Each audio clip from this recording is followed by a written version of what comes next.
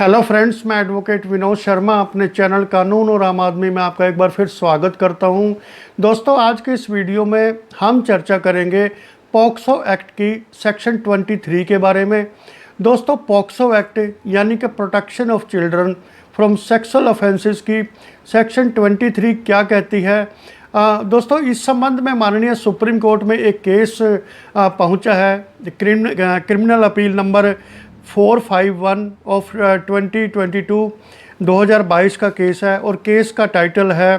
Gangadhar Narayan Nayak versus state of Karnataka and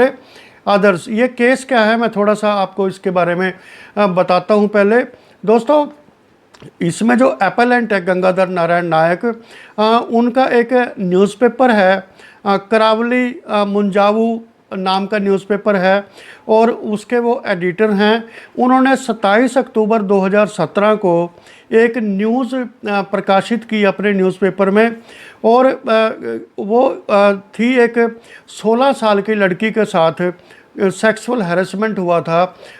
उसकी news उन्होंने अपने न्यूज़पेपर में पब्लिश की थी और उसमें उन्होंने विक्टिम का यानी कि जो 16 साल की लड़की थी उसका नाम उन्होंने प्रकाशित किया था, जिस पर उन पर 23 सेक्शन की जो है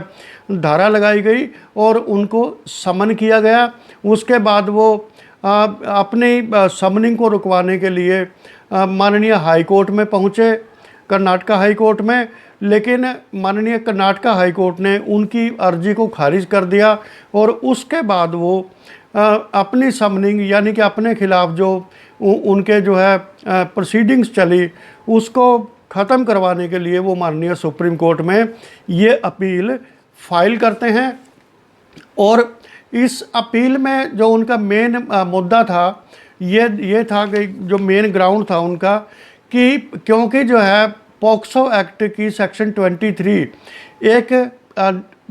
बेलेबल ऑफेंस है और नॉन कॉग्निजेबल ऑफेंस है और इसमें जो है 227 CRPC के तहत डिस्चार्ज की उन्होंने डिमांड की कि मुझे जो है इस चार्ज से डिस्चार्ज किया जाए, जिसको लेके माननीय सुप्रीम कोर्ट की डबल बेंच ने एक स्प्लिट वर्डिक्ट दिया है। एक जस्टिस ने उनको जो है एपेलेंट के पक्ष में अपना वर्डिक्ट दिया और दूसरे जस्टिस ने जो स्टेट के तरफ से जो है स्टेट के पक्ष में अपना वर्डिक्ट दिया, जिसके कारण ये पूरी अपील दोबारा फिर हरियाणा जो चीफ जस्टिस ऑफ इंडिया हैं उनको वापस भेजी गई ताकि वो एक नई बेंच को असाइन इसको कर सके। तो दोस्तों, अब बात आती है कि सेक्शन 23 कहता क्या है, जो मेन जो इसका फोकस है वो क्या है, ये भावना क्या है इसकी सेक्शन 23 की, ये मैं इसमें आपको जो है बताता हूँ। प्रोसीजर फॉर मीडिया यानी कि मीडिया के लिए पॉक्सो एक्ट के संबंध में क्या प्रोसीजर है, क्या प्रावधान है। इसमें दोस्तों 4 मोटे तौर पे प्रावधान है। पहला प्रावधान ये है कि no person shall make any report or present comments on any child from any form of media or studio or photographic facilities without having complete और ऑथेंटिक इंफॉर्मेशन। यानी कि कोई भी व्यक्ति कोई भी ऐसी रिपोर्ट पर कोई कमेंट नहीं करेगा, कोई रिपोर्ट नहीं बनाएगा किसी बच्चे के बारे में। वो अपने चाहे वो न्यूज़पेपर के माध्यम से हो या फोटो या स्टूडियो के माध्यम से या टेलीविज़न के माध्यम से हो या फोटोग्राफिक फैसिलिटीज़ के माध्यम से हो, तो वो बिना किसी ऑथेंटिक इन्फॉर्मेशन के किसी भी बच्चे पर किसी प्रकार की कोई भी रिपोर्ट नहीं बनाएगा, उस पर कमेंट नहीं करेगा। जो जिस रिपोर्ट से जो बच्चे की रेपुटेशन है वो लोअर डाउन हो, यानी कि समाज में उसको हीन दृष्टि से देखा जाए और उसकी प्राइवेसी पर ये प्रहार हो तो ऐसी कोई भी रिपोर्ट, कोई भी स्टूडियो, कोई भी न्यूज़पेपर, टेलीविज़न चैनल या कोई भी फोटोग्राफिक फैसिलिटी, सोशल मीडिया, वो इस तरह की रिपोर्ट उसमें नहीं बनाएगा, प्रेजेंट नहीं करेगा। ये इसका पहला प्रावधान है। दूसरा प्रावधान ये है, no reports in any media shall disclose the identity of a child including his name, address, photograph, family details, school, neighbourhood or any other particular which may lead to disclosure of identity of the child। यानी कि जब किसी बच्चे पर कोई यौन शोषण होता है, कोई सेक्सुअल ऑफेंस होता है, तो उस बच्चे की आइडेंटिटी को डिस्क्लोज नहीं करना है। ना तो उसका नाम बताना है, ना उसके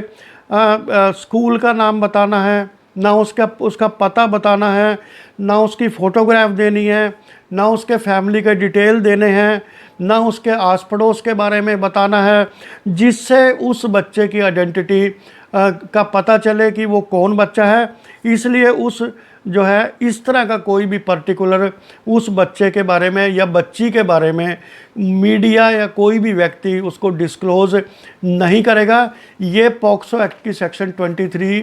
का प्रोविज़न 2 है। और इसमें एक दोस्तों एक एक्सेप्शन है इसमें कि उसका नाम कब डिस्क्लोज़ किया जा सकता है। Provided for the reasons in writing the special court competent to try the case under the act. यानी कि जो पॉक्सो एक्ट के तहत बनाई गई स्पेशल कोर्ट, विशेष अदालत, जो इस तरह के मुकदमे सुनने के लिए कॉम्पिटेंट हो, वो अगर उनको लगे कि उनका इस बच्चे का नाम डिस्क्लोज़ करना या कोई ऐसी इन्फॉर्मेशन डिस्क्लोज़ करना बच्चे के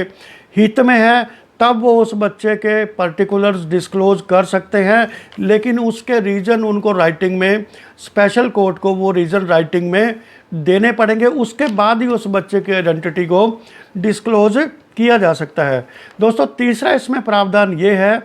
कि the publisher or owner of the media or studio or photographic facilities shall be jointly और and severally liable for the acts of omission of his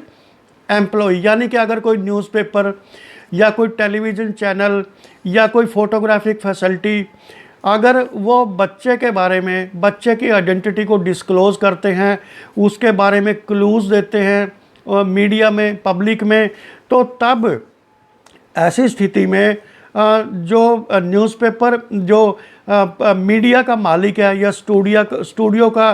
publisher है या मालिक है, वो अपने एम्प्लॉइज़ के एक्ट्स के लिए जिम्मेवार होंगे। यानी कि इसका कहने का ये अभिप्राय है कि अगर उनके एम्प्लॉय ने, रिपोर्टर ने या उनके जो है कर्मचारी ने बच्चे या बच्ची के बारे में, आइडेंटिटी के बारे में छाप दिया, उनका नाम डिस्क्लोज़ कर दिया, तब उसके लिए मालिक और पब्लिशर ज्वाइंटली और स्वीयरली यानी कि अलग अलग और ज्वाइंटली जिम्मेवार होंगे। वो ये नहीं कह सकते कि ये खबर जो है हमारे एम्प्लॉई ने प्रकाशित की है इसलिए हमारी कोई जिम्मेवारी नहीं बनती। इसलिए वो भी जो है बराबर के इसमें लाइबल होंगे, जो भी इसमें पनिशमेंट है। इसमें फोर्थ दोस्तों पॉइंट ये है कि any person who contravenes the provisions of sub section 1 or sub section 2, यानी कि प्रोविज़न 1 और 2 का कोई जो भी व्यक्ति उल्लंघन करता है, इसका कॉन्ट्रावेंशन करता है, वो तो उनको जो है he shall be liable to